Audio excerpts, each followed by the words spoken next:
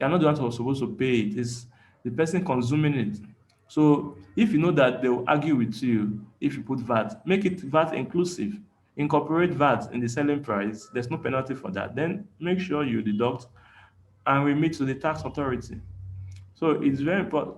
VAT and withholding tax, they are the two major stopper when it comes to tax clearance for businesses.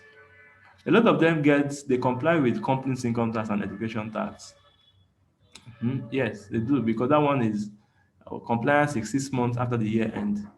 But for VAT, because of activities, people are busy, people are traveling, they may not file VAT, and the tax man always gets more businesses with VAT. But thank God for the Finance Act. But that does not mean that small businesses should relax. Okay, so that's some of the provisions we have there. And the Finance Act 2020 has now expressly clarified that goods for VAT purpose should not include land and building, so they are not VATable. So I've explained this to you. Amendment of the first schedule of the VAT Act expand the list of VAT exempt goods and services to include the following. So the first schedule of the Finance Act, that schedule is a list of items that are not VATable. They are VAT exempt. They are exempted from VAT. Okay, so this is very key. This is very very key. So and they've expanded the list now to include commercial aircraft, commercial aircraft engine, commercial aircraft spare parts. So these have now been included as a VAT exempt item. That's VAT exempted. They are exempted from when you buy these goods from people, you are not to pay VAT. Okay, like or this company when they buy commercial aircraft, big airline company, we have a good number of them in Nigeria. They are not expected, to pay VAT. That means that their vendor should not charge them VAT. That's what it means. Again, airline transportation tickets issued and sold by commercial airline registered in Nigeria. So if you have a commercial airline registered in Nigeria, the airline transportation tickets issued, they are not VATable. So you can travel all over the world, with ease without paying your VAT. So that's what this one is encouraging airline industry. Hire, rental, or lease of tractor, plow, and other agricultural equipment for agricultural purpose as well. They are VAT exempt. Agriculture is a business that have enjoyed a lot of tax incentives. Agriculture is a business when it comes to tax incentives, there are lots for them. So, but we are hoping that agricultural sector will develop and will have affordable, food and affordable prices in Nigeria. So these are the list have been expanded to include if you leasing tractor, your iron tractor, even though you are importing tractor now in Nigeria, okay, the duty you are going to pay has been reduced, okay, from 35% to 5%. And if you are importing a mass transit vehicle, it has been reduced from 35% to 10%. And import levies for car from 35% to levies have been from 35% to about 10% as well. So as you can see that when it comes to what I want to emphasize is agriculture.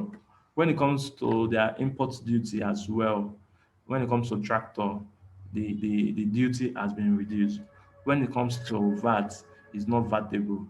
So when it comes to Pioneer, in fact, the Finance Act of 2019 gives automatic, tax-free holiday for agricultural business in the first 5 years, but this was changed in Finance Act of 2020, and it was moved under IDITRA, that's Industrial Development Income Tax Relief Act.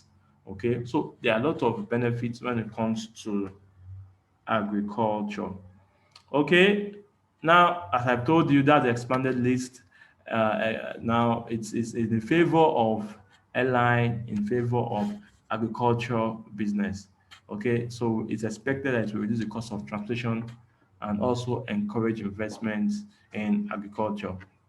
So I said it's just a brief summary of the amendments we have before we go to the computation. So I have some few computation slides before we go into withholding tax management. Before we go into withholding tax management, I have some computation slide I'm going to share with you. Okay, now quickly, we have other a special guest waiting for us so that to take a session uh, quickly. Okay, so basically, now when it comes to tax law, it's very important that not only you knowing the law, your ability to apply the law really matter. That's why you're in the tax academy, so you can apply the law. So if you are doing VAT for your client or for your company, you should consider whether it's a trading company, a service company, a manufacturing company, and import and exporting company, a lot of scenarios. But I will just explain trading and service company now.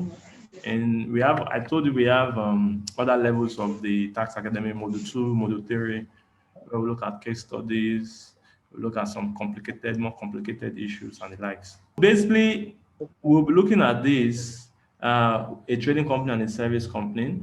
Now, in a trading company, if you are doing buying and selling, because you are dealing with tangibles, you are when you are buying those items, you are to pay input VAT. And when you are selling those items, you are to charge output VAT. The difference between the input VAT and the output VAT is what you pay to the government, and you must adjust for closing inventory because you are paying for the VAT on on what you sold. Okay, so for instance, let's say you bought two laptops, and each laptop is about 100,000 naira, and you charge when you bought it, you pay VAT on those two laptops, and you now sold all the two laptops. The person you sold it to, you charge output VAT on the laptop. Then the difference between the two, input and output, is what you give the government. But out of the two laptop, you sold one, you still have one. Okay, so you should not cheat the government. You should not just claim input VAT for the two. You only claim input VAT for one because you've only sold one. Okay, so that's how it works, so that you won't cheat the government. We don't want government to cheat you. We don't want you to cheat the government. We want us to be fair, to each party, and that's the role of an accountant. I'm more or less like a referee to organization. Okay, so in this scenario, you can see this my schedule now. ABC Trading is a trading company, VAT management schedule. Now, in 1st of January 2021, this company, they bought laptops.